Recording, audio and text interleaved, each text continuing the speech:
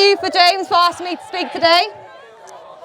And thank you for Antifa for showing up. You say you don't care about us, but clearly you do. There's 150 of you starting a riot over there. Society is a permanent state of change. Some may say this change is positive, a step to utopia. But when one can harass and assault someone due to an organisation's fear of discriminating, I say society has continued its collapse. Our political system is one based on secular ideology, with a legal system heavily based on Christianity. Laws, for the most part, exist for primarily one reason: to protect people. But this has changed drastically. Rather than being a tool to protect the people, laws are used to punish the hard-working citizens. If the punishment of the crime is money, then there's only a punishment for the working class. Transgenderism has swiftly evolved into a plague. I'm not talking about the real transgenders, the ones who feel trapped in their body and don't shove it down our throats. The disease of the men and occasional women with ulterior motives, putting on a wig and a dress, invading female spaces and attempting to contaminate the minds of innocent, impressionable children. Evidently, a man can go into a female space, expose himself in front of a woman and leave scratch-free, purely because an institute or organisation doesn't want to be seen as discriminating against a minority group. Similar to the UEA, an unnamed secondary school was recently accused by Liz Truss, who of course is our former Prime Minister who served for 50 days, but is also the MP for South West Norfolk. She accused this school of allowing male students to take photographs of female students trying to use the female toilets.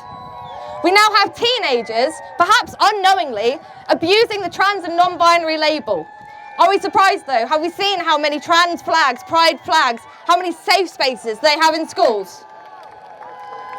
When debating crime, it's often stated that the white, straight male is a lead perpetrator. Disregarding how difficult it would be to measure those statistics in the first place, how can we accurately measure this? We have seen time and time again that criminals who are part of the minority group are not getting reported.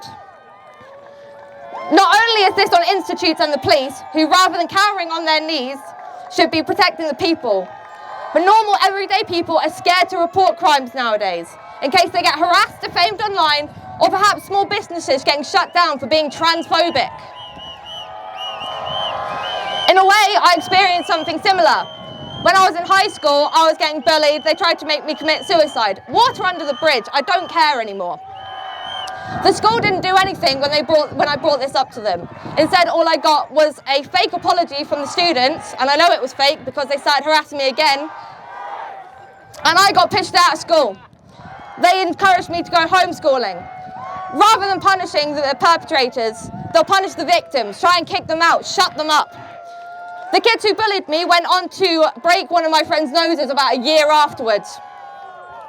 I see the same thing happening today, but the perpetrators are a part of a protected group. Victims, essentially, are told to shut up and keep quiet.